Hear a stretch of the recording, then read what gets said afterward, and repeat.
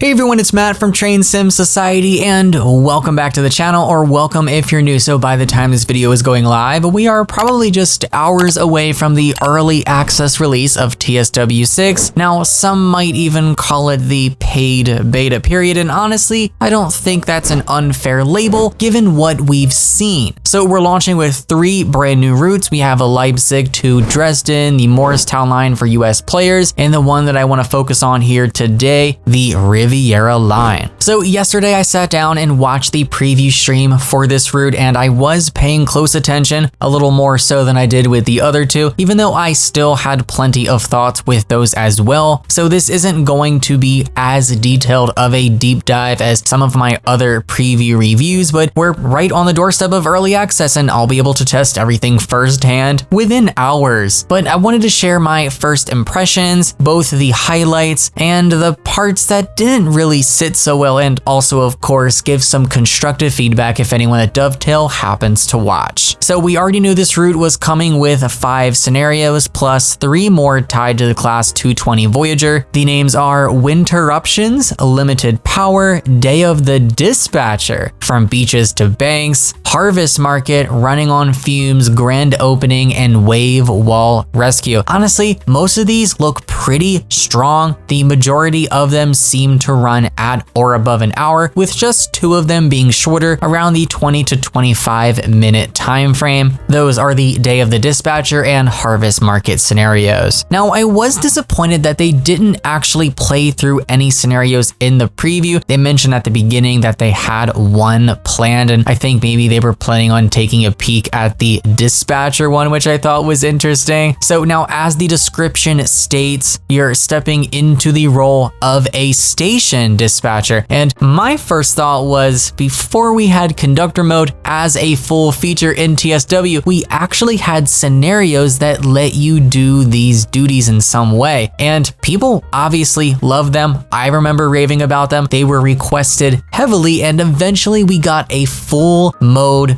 build out of it, of course, within service mode. So part of me wonders, is this a little test run? Is this a preview at what could be coming in the future? Maybe we're going to see a proper dispatcher mode down the line. All speculation, but I thought that was pretty interesting. Now, SimRail does have a dispatcher mode, and I think it would be a really nice addition to the game, of course, if it worked properly.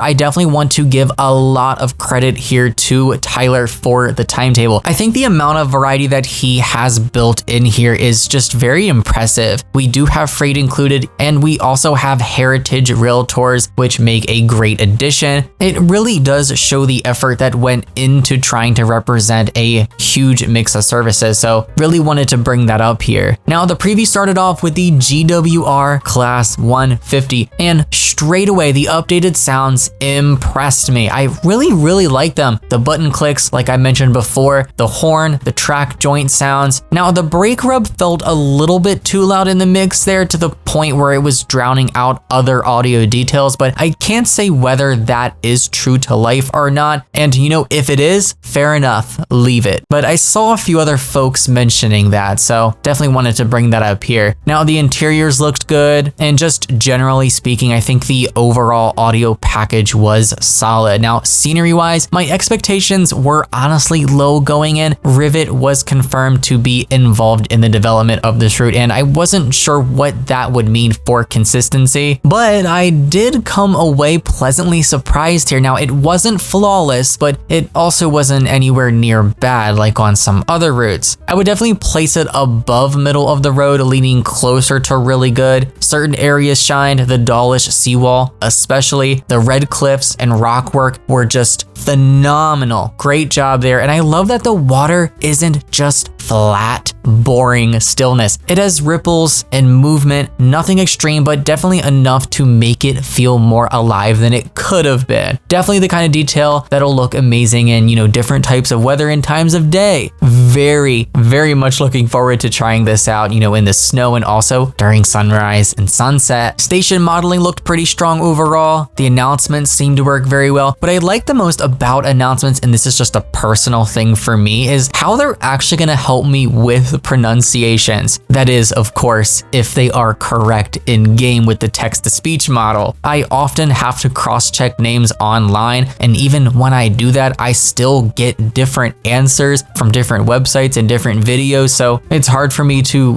learn how to pronounce things correctly, and I always want to, improve on that front. But, now with text-to-speech doing them in-game, I definitely feel more confident that what I'm saying is the actual local way. Now, I did notice a few small scenery issues like grass growing up through the tracks in some areas. Now, those little inconsistencies do crop up a lot on routes, and I'd expect them to be ironed out in patches. Dawlish Warren really stood out to me. Love the little carnival there. That was really cute. There's mini golf, slides, Ferris wheel, and all of that lit up beautifully at night. I'm so glad we got to see a little glimpse of that. That is definitely going to be a staple with photo mode for sure.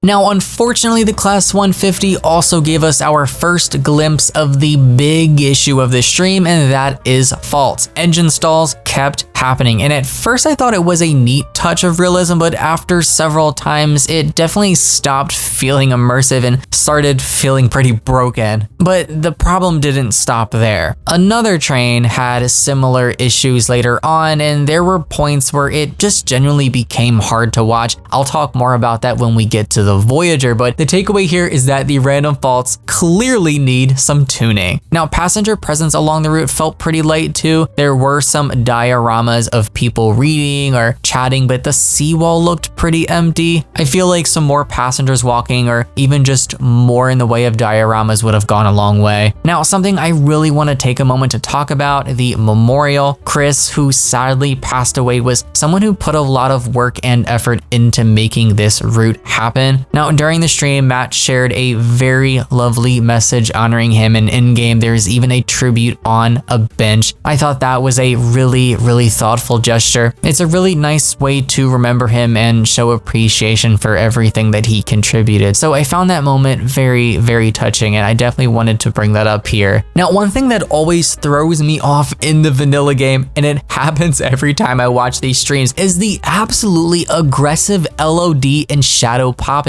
Shrubs, trees, whole chunks of scenery loading in right in front of you. It definitely makes it hard to fairly judge the visuals, because I at least know that with mods and engine INI tweaks on my own system, it's going to look much better. But in these streams, it is extremely distracting. I definitely wish there were sliders available in game so that players could mod their settings that way. Hopefully that's something that we see one day, even if it is for Gen 9 or PC players only. But with that aside, I thought the scenery was solid, like I mentioned earlier, and along the shoreline, I was very happy with the waterfront detailing. Again, the little ripples in the water, love seeing all the boats. There were many stretches there that felt very well done. I really loved how alive that stretch felt, and definitely a big relief because I was worried it would look a little too plain. Now, announcements timing definitely felt a little off. They seemed to happen as the train stopped before you opened your doors. I think it'd be more natural for them to trigger with door release, but I will definitely leave that to Dovetail to consider. I saw other folks bringing that up in a live chat too, so worth mentioning here. Now, collectibles this time around are actually very fun. We have stacking hats, and of course, my favorite, there's a little cannon that you can fire at select stations. They shoot confetti. There's this little silly sound effect. I'll probably spend more time messing with that more than the trains, honestly. Now, our Class 150 run wrapped up at Painton. We saw a Jubilee and some coaches there as well. Definitely giving that station a little more life. This station, as well as many others, very well modeled. I think they did a great job. Now, next up was the Class 802. Honestly, sounds were incredible. It was very loud, very bassy. It had real weight to it. I had my subwoofer on, and my whole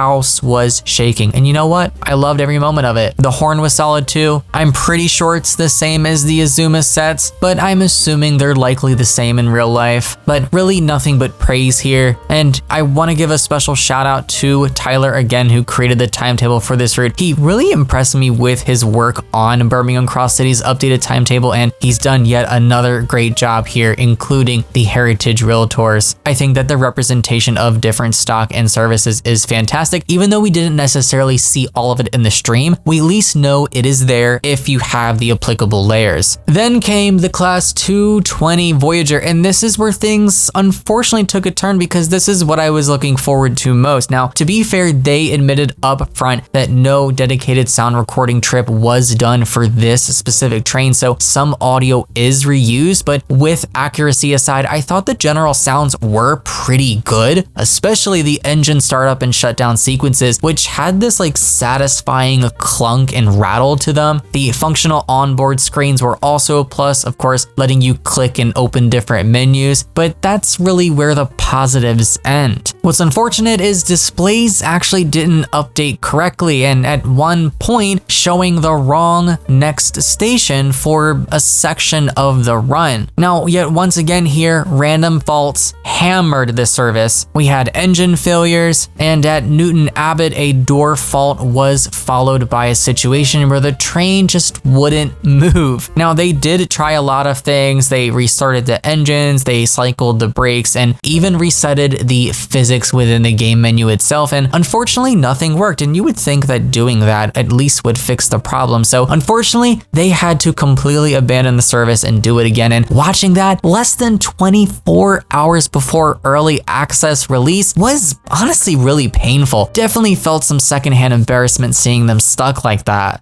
Now, for the second Voyager run, they actually turned random faults off, which in my opinion says a lot. Of course, that let them complete the journey to Plymouth, but it also confirmed that faults were the underlying issue. Now, going into launch, definitely not good. You know, I get that bugs happen, and there were folks in the chat making excuses saying, things happen, guys. And you know, you are right, things do happen, but we're not a month away from release. We're hours away from release, so it's hard not to feel disappointed, and we shouldn't be downplaying those issues or making people feel like their concerns aren't valid for raising them. Now, lighting was another issue. Interiors in the Voyager looked pretty washed out, just a little bit too bright during daytime lighting. The same problem I pointed out in my showcase video, and it's not just unique to this train. Definitely a core lighting system issue that affects a lot of content with the tunnels included. These issues clearly still haven't been addressed in TSW6. Now, I was a little worried about performance too. The stream was pretty stuttery and hitchy, which we have come to expect, sadly. Yes, shader caching does help after a few runs, but the base game is still pretty rough. Now, on PC, I've solved most of it by using mods and using DirectX 12, but that shouldn't be necessary. Console players in particular are likely going to struggle, and you know, with memory management not meaningfully improved outside of those Gen 8 tweaks, I definitely worry about blurry textures and stability. Now, near Plymouth, we also saw Laradipo, which is fully accessible in-game. We have static stock, train wash equipment, glad those details were included. And then lastly, our conductor mode segment played out, and it went pretty smoothly. Of course, though, the same old issues have popped up here. One of them being ticket validation, which is rejecting valid tickets for destinations outside of the active route, which really should be accounted for. That definitely needs to be addressed going forward. Now, before I wrap up, I also want to bring in some perspective from the forums. Ben Broomfield, full credit to this forum user who actually works this route daily, shared his thoughts after watching the stream. He mentioned being impressed overall, but felt the lighting engine didn't really do the route justice. I'm glad I wasn't the only one. He also pointed out a bunch of smaller details that only someone who knows the line inside and out would notice. Now, for example, certain signals should be LED for this time period but aren't, and the repeater on the up torbay isn't accurate to real life. Some signal plates are missing their color identifiers and the off indicators at Exeter and Newton Abbot sit way too high in the canopy to be seen clearly. There are also issues with tactile paving at Tinmouth, which stops abruptly and looks a little off, and the default level crossing models don't match what's actually there. Paignton South in particular uses a completely different style in reality. Now finally, he noted that there's no portable AWS warning for temporary speed restrictions, which is another detail missing from the build. This is something that the devs have mentioned. I'm not sure if it's something that they plan to work in. I'm pretty sure it was mentioned that they're looking into it, but I do not believe it's going to be in the release version.